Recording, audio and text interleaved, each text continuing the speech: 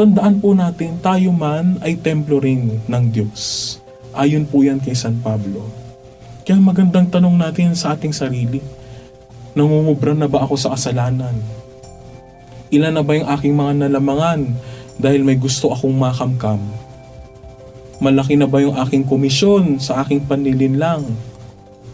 Kung tayo rin ay marumi, maingay, magulo, hindi rin tayo templo.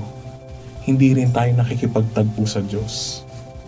Brother, paano na yung sa Quiapo? Paano na yung sa Baclaran?